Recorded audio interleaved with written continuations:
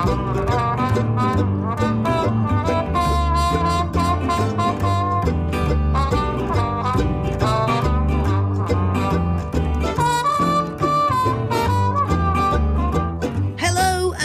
to On the Ledge podcast, the podcast for people who find plants irresistible and also sometimes infuriating. My name is Jane Perrone, and in this week's show, I talk to the lovely Roos about Alocasias and more. We review the latest developments in the On the Ledge sowalong, and I answer a question about Hoya seeds.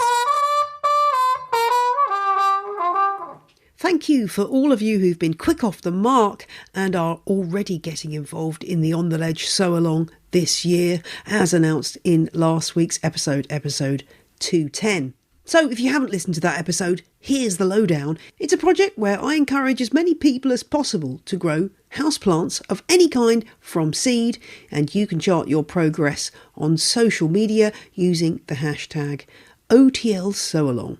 So just use hashtag OTL sowalong. Don't put the year or anything because I might not pick it up. The posts I mainly look at are hashtag OTL sowalong. And that is what quite a number of you have been doing on Facebook and Instagram. Over on the Houseplant Fans Facebook group, there's been lots of updates on what you've been up to. Julia's sowing seed from the American Begonia Society. Kelly, my assistant, well, she's sowing bluebell vine seeds, Clitoria ternatia, which come from Thompson & Morgan, their houseplant seeds range. Never grown that one, Kelly. Let me know how you get on. Helen has been getting an avocado pit to bust open. I mean, Helen's wondering if that doesn't count as the sow-along, but I mean, you are going to sow it eventually. It's more of a sprout along right now, though. I do agree. It looks good, though. Well done. And of course, that was one of my early episodes looking at growing avocados from the stone. So well done for that. And Elspeth has got 10 packs of 25 cactus seeds from the cactusstore.com, including Cereus, Apuntia, Trichocereus and Mammillaria. Ooh, those are cool. And over on Instagram, Round Rabbit has got foxtail fern, asparagus fern babies on the go, while Belinotropin has got a fantastic range of succulent seeds ready to sow. So it's not too late if you want to take part. Have a listen to episode 210 if you haven't already done so, in which the lovely Ian Thwaites gives some tips on sowing cacti and succulents. And if you look at that episode also, you can find all the previous sow-along episodes to find out everything you need to know about sowing houseplants from seed, and just crack on and have a go. I'm going to be I still haven't got round to doing my sowing yet, but I will be doing some this weekend, and yes, I'll be sharing that on the old social media with the hashtag. Say it after me, hashtag OTL sowalong. Now, if you're not in the UK, you can skip forward a minute or two, but something specifically for my British listeners right now. And that is, I am launching something special for you. It's called the Plant Ledger. See what I did there? It is an email newsletter about the UK houseplant scene. So it's going to cover things like offers and sales at online and physical plant shops opening or moving, new plant introductions, cool Instagrammers you need to follow, and it's going to be a one-stop shop for all of that information. If you happen to be a planty business in the UK, there's a chance to advertise at a low cost and reach just the kind of people who might like your product. So how do you get hold of the Plant Ledger? I will put a link in the show notes, or if you go to my website, janeperrone.com, you'll find a Plant Ledger link in the top right-hand corner, the main navigation. Click on that and you will be able to sign up. And if you sign up, you get my free guide, detailed guide to fungus gnats and their control. So you get a lovely free gift of a 3-page detailed PDF on fungus gnats. What are they? What's their life cycle? How do we control them? What are the things that do work and the things that don't work? So free one of those for everybody who signs up. So go ahead today and subscribe to that newsletter. It's going to come out fortnightly initially, but if it's a success, I'm hoping to move it to weekly. And if you've got things that you're organising, or you're a plant shop, or you have any news that you think would be good for that newsletter, you can drop that to theplantledger@gmail.com, and I would love to hear from you. So that's pretty exciting. I'm hoping that it's going to offer something really unique and useful to anyone in the UK who grows houseplants. And I shall be opening a bottle of bubbly this weekend, because this coming Monday, the 28th, is the 5-year anniversary of me starting On the Ledge. The first episode came out on the 28th of February 2017. Heck, doesn't that seem a long time ago? A lot has happened in that time, hasn't it? So I'm going to be celebrating this weekend, and I was asking people on social media how I should be doing that, and lots of you suggested interesting things like planting a tree. That's a good idea. Making a succulent looking cake. Have you seen those cakes that have the icing that look like succulents? I thought that was a cool idea, with 5 candles on it. Opening a bottle of bubbly, which is what I probably will be doing. And I thought I might also make a top 5 of the most commonly heard words on the Ledge podcast. Number 1 would probably be fantastic. Number 2 would probably be fabulous. I'm thinking 3 might well be Hoya, knowing me. 4, Monstra. And 5, well, knowing me and my Britishisms, it might well be the word compost. As ever, I want to say again, thank you for all your support over the last 5 years. I cannot believe it's been 5 years since this podcast began, but I really couldn't do it without you. So thank you to everybody who has listened to even 10 seconds of the show since its inception. Thank you also to Mark and Plant Daddy Podcast, another houseplant podcast that I love listening to, who have both become legends this week supporting On the Ledge on Patreon. Now let's hear from this week's guest, and if you have ever started out with great hope and affection for one of those gorgeous Alocasia pollies, and it's all very quickly gone wrong. I'm Roos from Plant with Roos, and I make plant videos, plant content.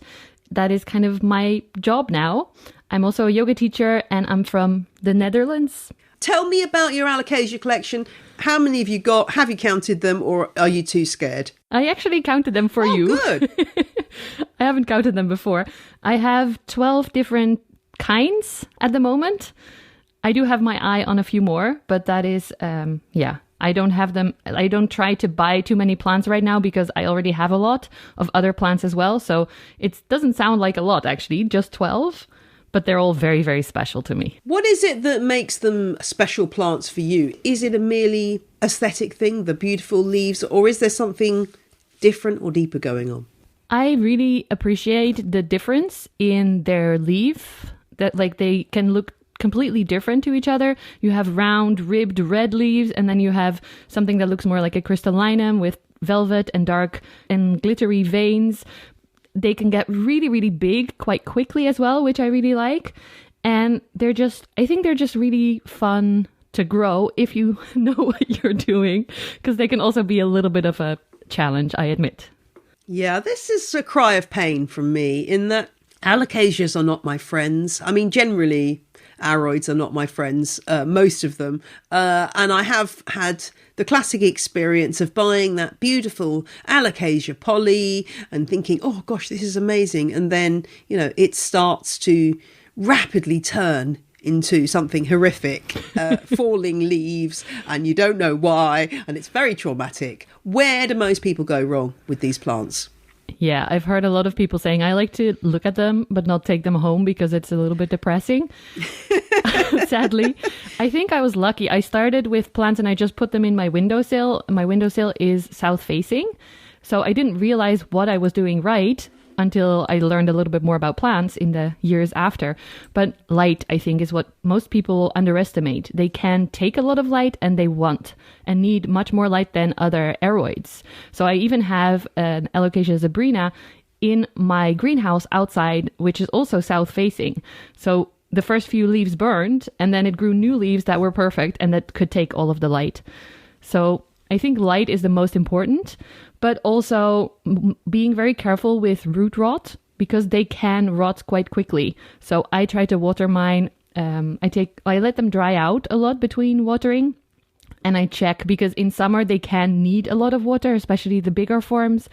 But in general, I let them dry out quite a lot. I'm quite mean to them, which I think they like.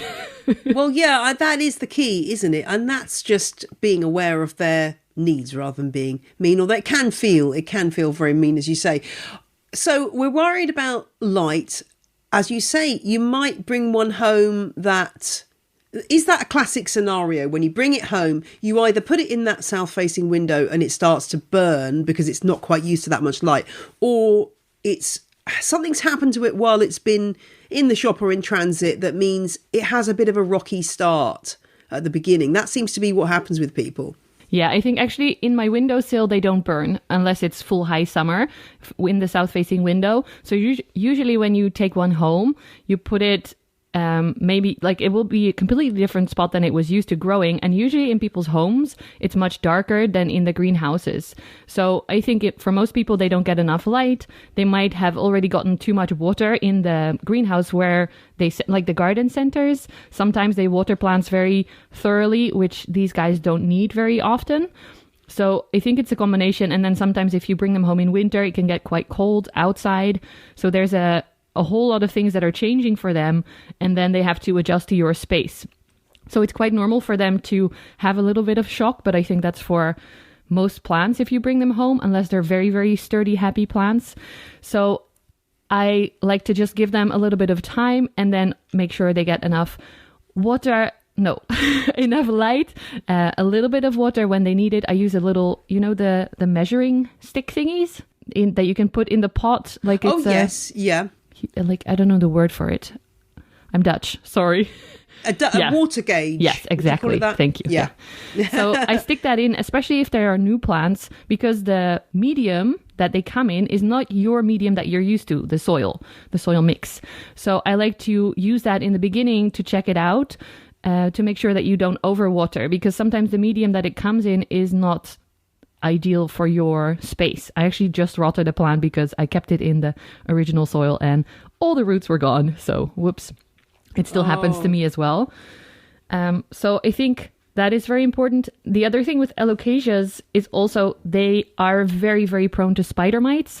So always check your plants before you even bring them home to see if there's those little tiny bugs on there, or if you see some webbing on the leaves, and keep an eye on them in general. I use protective measures to make sure that they don't get the spider mites.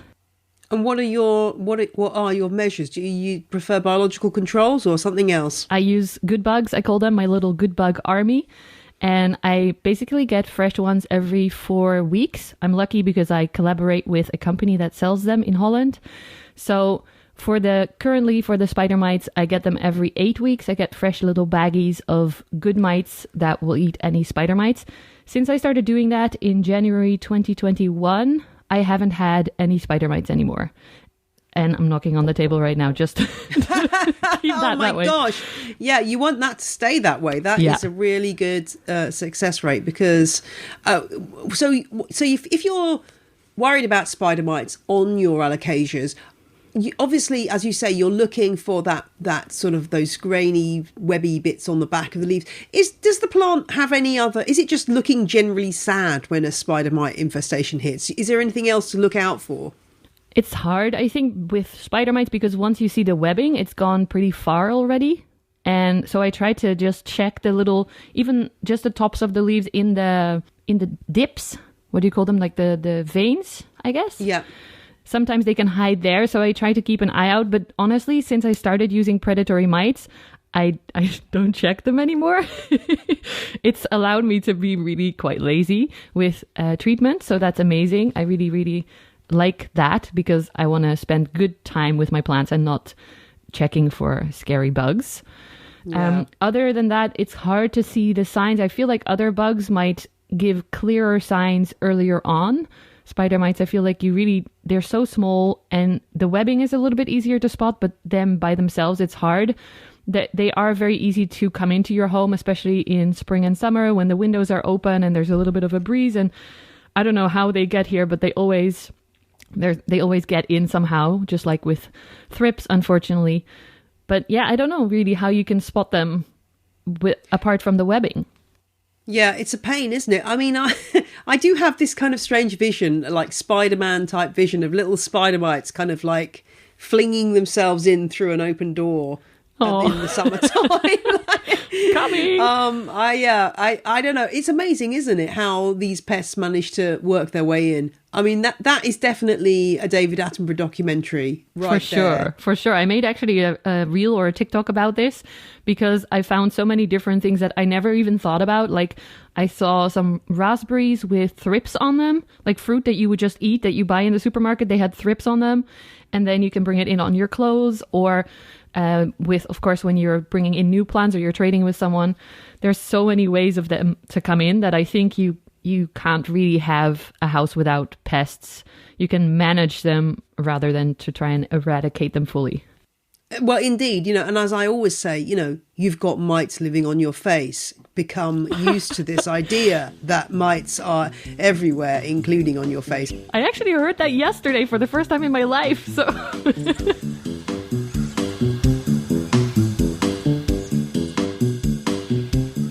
We'll be back with Rose shortly, but now it's time for Question of the Week, and it's OTL sowalong related. Lauren wanted to know where to source Hoya seed. Now, this is an interesting one because while most seeds, both vegetable and houseplant indeed, have a viability that lasts for a number of years, sometimes in the case of some seeds, as we learnt back in the Millennium Seed Bank episode, seeds can last for an incredibly long time.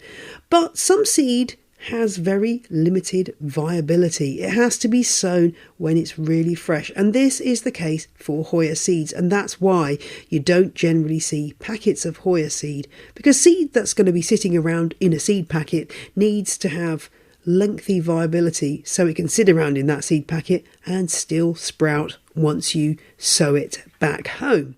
So Hoya seed is problematic for this reason and doesn't come up in the usual places that you might go to get your houseplant seed. So the Hoya seed network, I guess, is rather unreliable and certainly under the radar. The best thing you can do, I think, is really, as actually Ian Thwaite said for the Cactus and Succulent episode last week, get to know other Hoya growers, be it in person or virtually, and ask them nicely for some seed. When seed is produced by Hoyas, when they are pollinated successfully, they can produce quite a lot of seed. So people may have seed going begging, and you may be able to get some that way. It's going to be sporadic. It's going to be not that easy, but that is definitely what I would recommend doing. Get on board with the various Hoya groups that exist on social media like Facebook. There's quite a few different ones, and ask around. It's not going to be easy to get hold of Hoya seed, but it's definitely worth a try.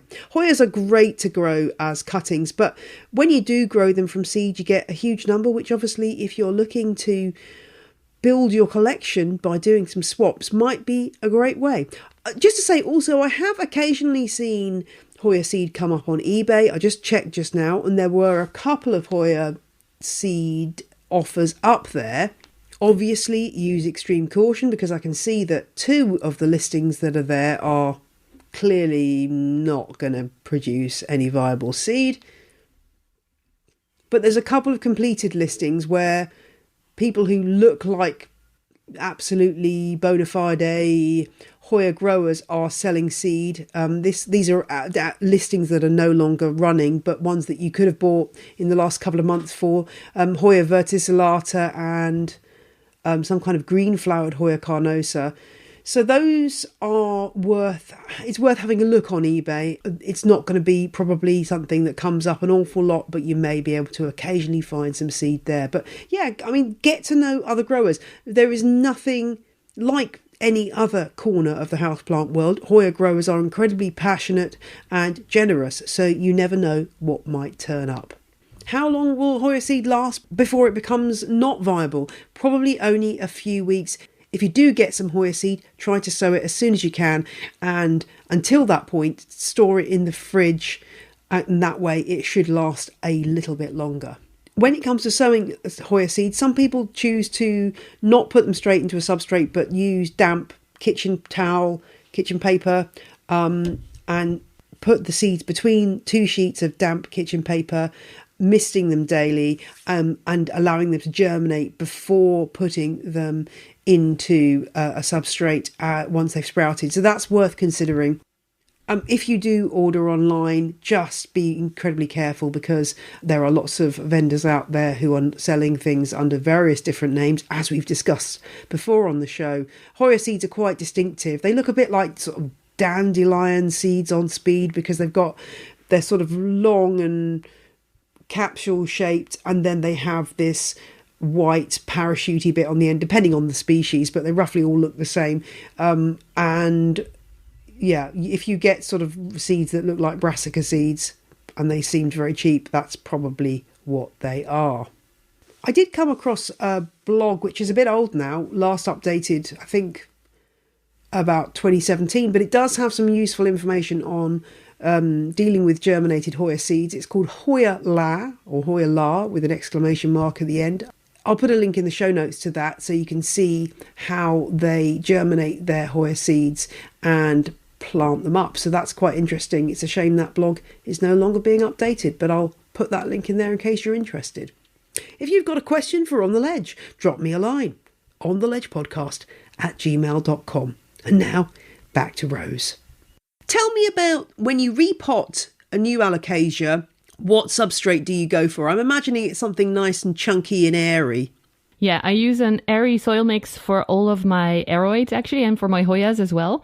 And it's a mix of soil that I really like. It's more not so peat based, because they try to be a little bit more aware of the environment. So they have other bits in there like rice hulls and pieces of wood, I think. And then I add in a bunch of bark. I think it's 1/3 of each of those, and perlite as well. And then that makes it nice and airy for all of the aroids. And if it's a bigger plant like my big monsteras, I might put a little bit more bark. And if it's a little bit more thirsty, like some of the alocasias are a little bit more thirsty, then I might add a little bit more of the soil. Actually, I didn't tell you this yet, but I think there are 2 types of alocasias. So in my experiences, so this is not anything scientific or anything, but there's the ones that are quite big and that need a little bit more water and more light as well. And then there's the smaller growing. I think a name for them as well is jewel alocasias. So the silver dragon and the dragon scale and all of those, the black velvet, are the more smaller form, the jewel alocasias. And then we have the bigger ones like the zebrina, the Frydek, Mycoliciana Maxkowski, or the actual Frydek, the variegated one, that need, especially in summer, you will see that the Frydeks are so thirsty. So I have a little bit of a separation in my brain for the care for them, for the 2 groups.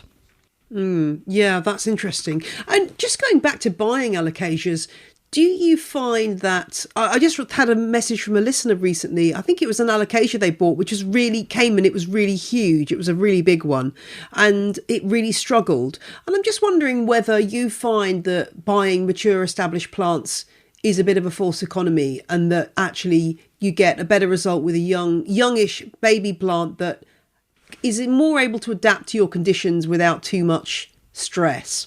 I actually think it's the opposite, at least in my experience with the jewel, with the smaller alocasias. I've had so many baby black velvets and silver dragons that have struggled and then died.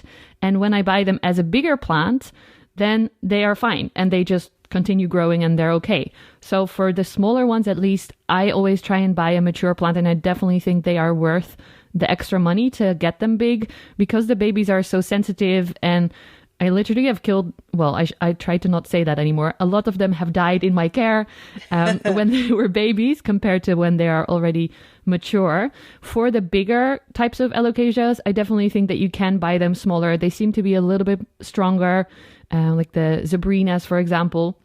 But they're just, because they're so sensitive to rot, and when they're a little bit more small, the babies, then it's easier to overwater or forget to water them once, and then the soil dries out too much and the roots die anyway. So I actually think they are worth the extra money for a mature plant. Yeah, that's interesting. I find the same with begonias, actually, that oftentimes for example, a lot of people buy very little Begonia maculata whitei, and really at that stage the same thing happens. You get that same scenario where it's like, oh, it's all gone pear-shaped and there's not enough of a root system to really make it work. So that is an interesting point.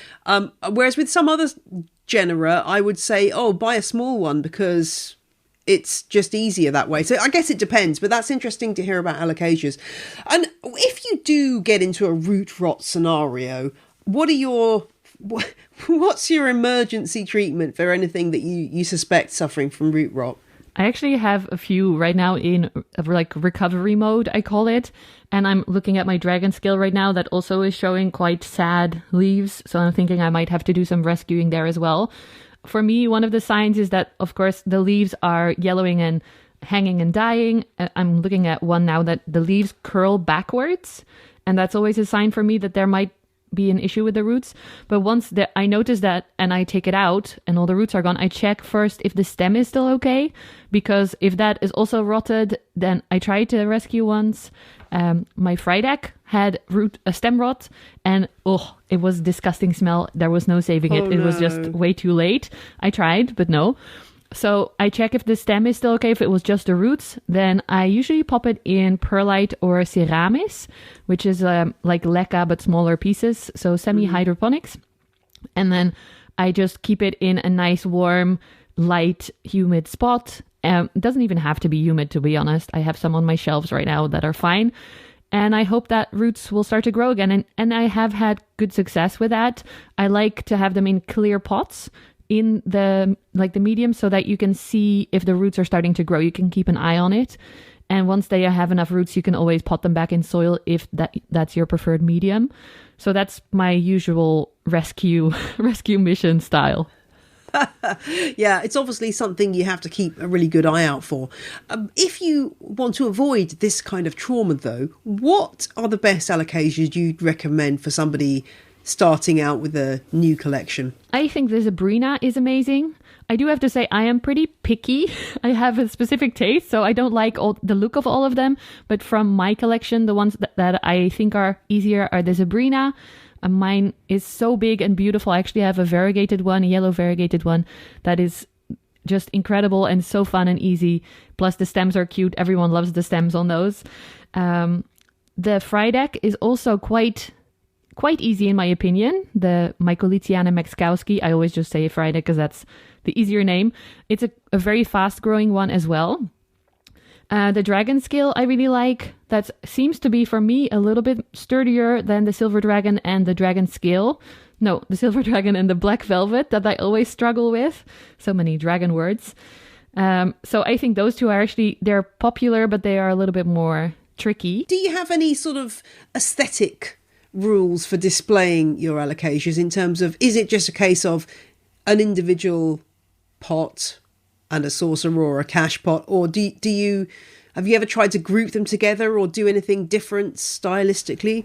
I actually had my babies the first two that I bought were a silver dragon and a black velvet, and I had them together in a pot, and it looked so beautiful. I loved it, the different colors, and they just matched really well together. But those unfortunately had pests, which I didn't realize back then. I didn't even know pests were a thing in houseplants back then. So those didn't make it. In general, I like to combine plants. I currently have most of them in their own pots, though, I think it's easier to have them in their own pots. I have had some baby ones in the pot with my big Zebrina, because that's a big pot and it's getting nice light. So I had the baby ones in there, but they were not happy at all because they needed more water than the big one. And they were at the top of the soil, which usually gets drier quicker than the bottom where the Zebrina roots were. So those were actually the ones that I had to rescue that are now in my shelves in semi-hydro. So I do like combining them, but currently I haven't done it. I maybe sometimes put pots together in an outer pot so that it looks like they're combined, but they're not actually combined. Yeah, that is my favourite trick for that. I mean, somebody messaged me with a question a couple of days ago about companion planting or mixing planted displays and worrying about the roots mixing together. And I'm like, well, yes, they will. And ultimately something will outcompete everything else. And I think if you're going to do that mixed planting, it's fantastic. But you have to say to yourself, I might have to repot this or untangle this sooner than I would if they were potted individually. So it depends how much time you've got, I guess. I mean, as you say, if you've got keep them in the individual pots, you can kind of play around with different arrangements without facing a root untangling mission, which might be a bit much. A bit of a challenge. I do have a lot of them actually I have a big terrarium that is a planted terrarium for this my first experiment with it. Tell us about that. That's amazing. And I have Alocasias in there as well. That was an experiment. Everything is an experiment in there because I'm no expert in terrarium building, but they are doing really well. They're growing really well. They're growing new leaves. The silver dragon and the black velvet are both doing well in there. So that is really fun. I have 2 of them now because the rescue ones are still struggling. So yeah, hello, my cat is coming to visit. Oh, your cat. Mickey. Lovely. I hope you didn't hear that jump or it's throwing over my mic almost. Go away, Mickey. Go. No, he wants some attention. Okay. Oh, well, they always do. I mean, cats, whenever I go to somewhere with cats, I'm allergic to cats. So cats know and they just come straight for you. Yeah, they're like, let's get Jane. Aw. Yeah, I had a grow tent upstairs to survive my plants in winter, but that is really big and ugly. If you've seen them, they're really big black boxes. And my boyfriend said, why don't you get a terrarium instead so that you can actually see the plants? Which I was like, yes, please, great idea. So I wanted to start with a smaller terrarium to practice, but then on like a Dutch version, like a marketplace kind of website, I found one that was huge and very affordable. So I decided to just go for it. And it is about 2 meters tall, including the bottom part where there's some hidden compartments to put stuff. And it's, 120 wide. So it is a really, really big tank. And I started to plant that. I did a lot of workshops and looked into how that could work, what plants I wanted in there. I actually wanted this guy to hold my anthuriums because they were starting to become too big for my small terrarium. And I definitely love my anthuriums as well.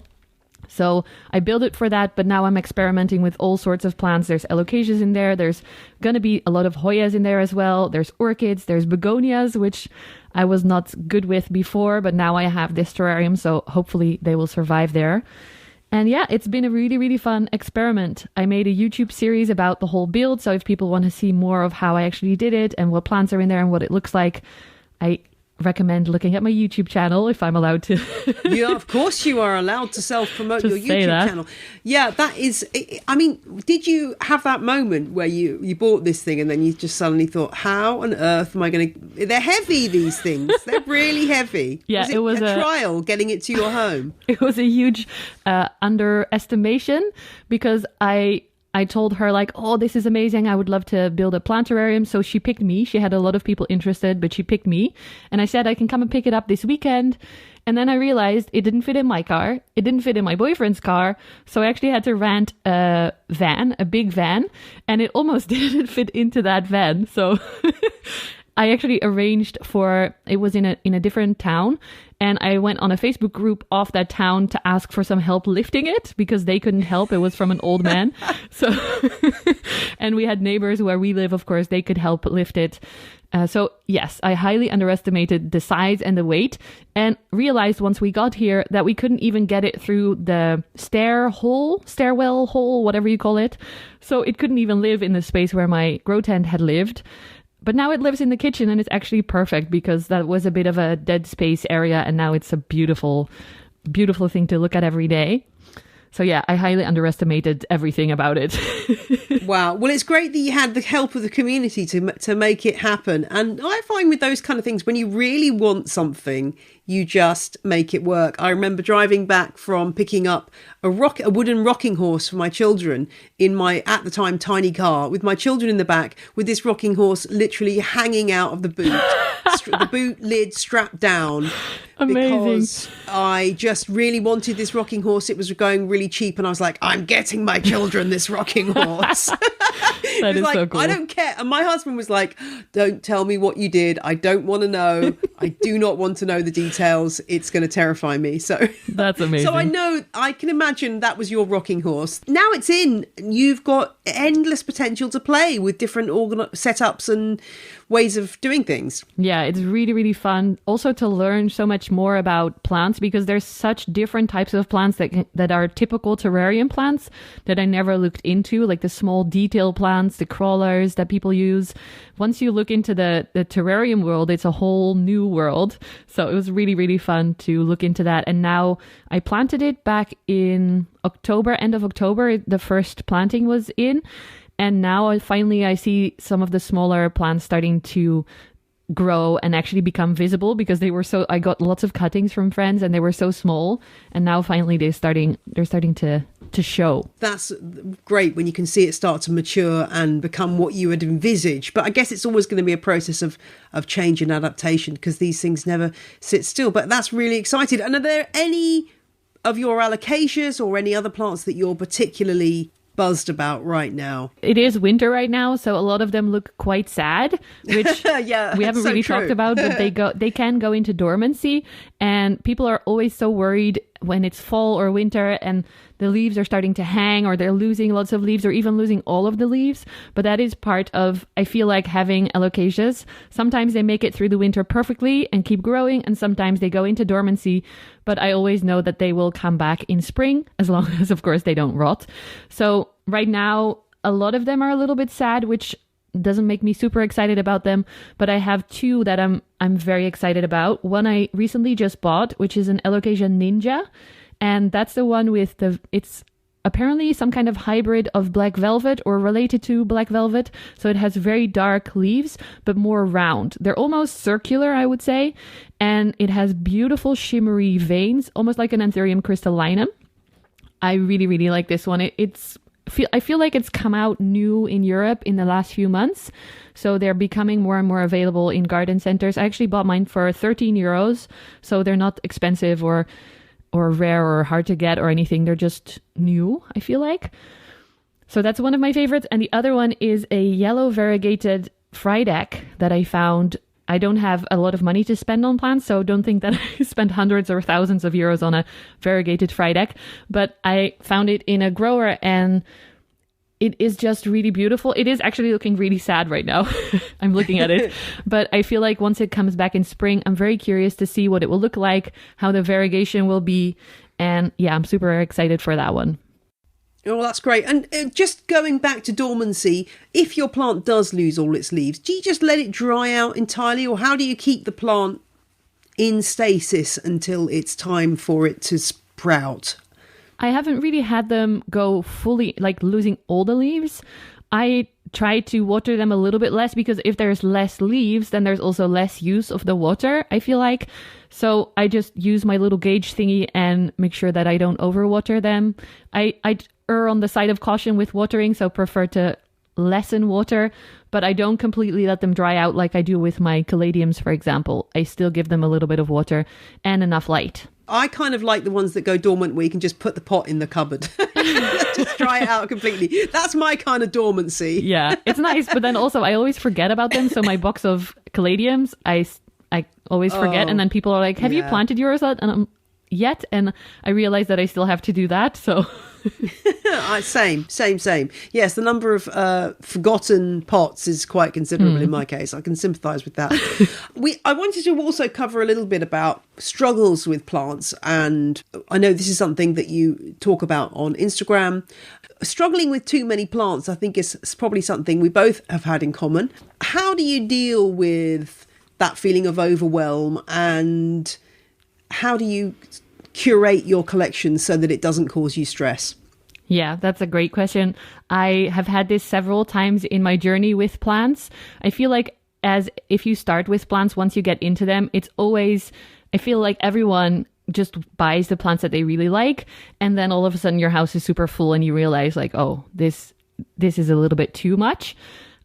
The first time it took me a little bit of effort because I realized that plants were becoming a chore instead of like a fun chore, like something to do on my to-do list, or they would all not be happy anymore. And so it took a while for the first time to happen, but then I took action and I gave away some plants. I sold some plants, or I just let go of ones that were really, really sad.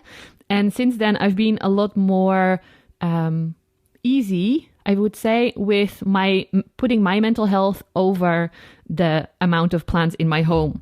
So once I notice that plants are not fun anymore, I'm starting to feel the pressure of having to do a lot of chores that I don't want to do or that I don't have time for. I start to look at which ones can I let go, which ones don't spark joy, like Marie Kondo would say, and just be a little bit ruthless sometimes with cutting back. Because I feel like when you cut back, then there is space to enjoy again. And then also for the plants will continue growing. So yeah, I'm quite quick and maybe ruthless with, or just smart with choosing which plants can stay and which I will let go of.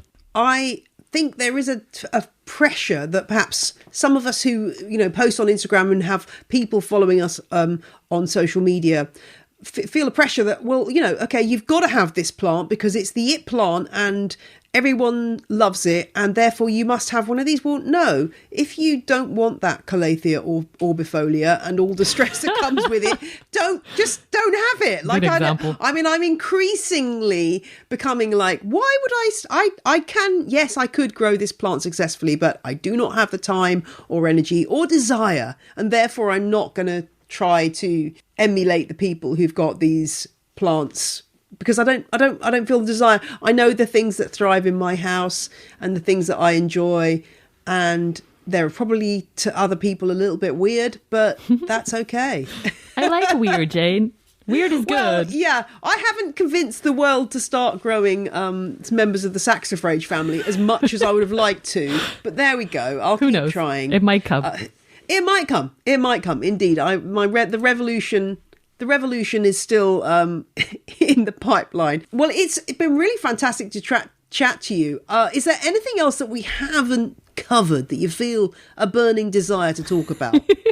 Well, I do want to say, if you do feel overwhelmed with your plants, sometimes in that moment you don't have the energy or the mental capacity to get rid of plants or to sell them, because that also can take a lot, especially for introverts. So in that moment, I would say it's okay to just let them be. Maybe some of them will die, but that is part of nature. Some of them, just focus on yourself first. And then once you have a little bit of energy back, then that is a time for you to start to maybe sell some or give some away, but put yourself over your plants. You can't do that maybe with your pets and your children if you have those, but plants are going to be fine if you let them not be happy.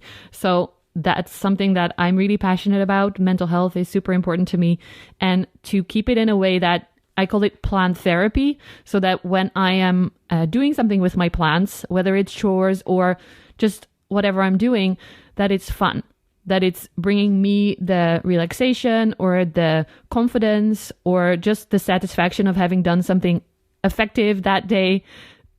That is the focus for me. And if it feels anything different, if it feels negative, then I focus back on myself. And then once I have the energy for it, I will make changes in that process. Something else that I do want to say, I am starting a planty podcast, so I'm super excited for that. Well, I mean, I'm always loving somebody setting up a planty podcast. Tell us what it's going to be. It's going to be in Dutch mostly, so I don't know how many of your listeners understand Dutch. When we have guests, we'll do it in English, and we're hoping to get you on as a guest as well.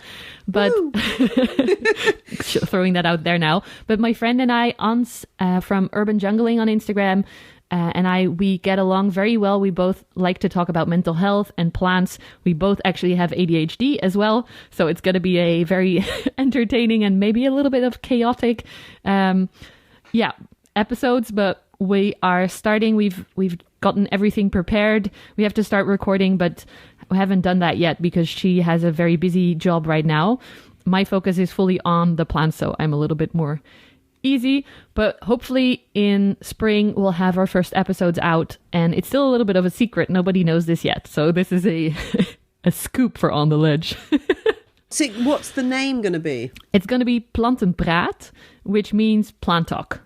Well, thanks ever so much for joining me, Roos. And yeah, enjoy your brand new glass box. I've got to go and I haven't watched the YouTube stuff. I need to go and watch that because it's very inspiring. And I will put all the details for your socials in the show notes. But just tell us where we can find you on Instagram and so on. I'm Plant with Roos on Instagram, and Roos is the Dutch spelling of rose, so it's Roos, which I thought would make it unique because Plant with Roos, you pronounce it as Rose, but it's my unique Dutchness.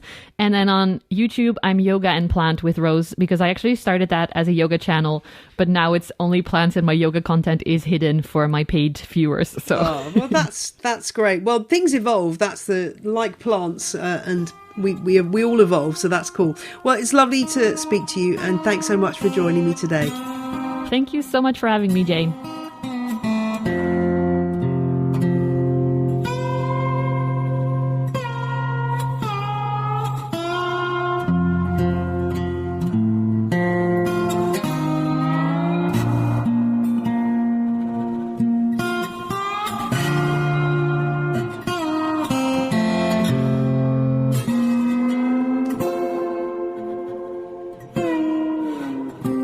Thanks so much to Roos, and do check the show notes for some images of her Alocasias.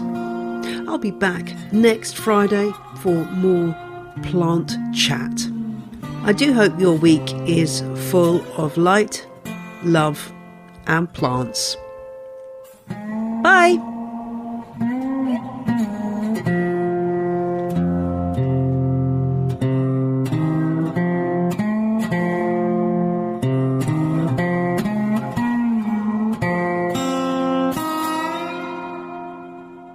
The music you heard in this episode was Roll Jordan Roll by the Joy Drops, The Road We Used to Travel When We Were Young by Komiku, and Plantation by Jason Shaw. Tracks are licensed under Creative Commons. Visit the show notes for details.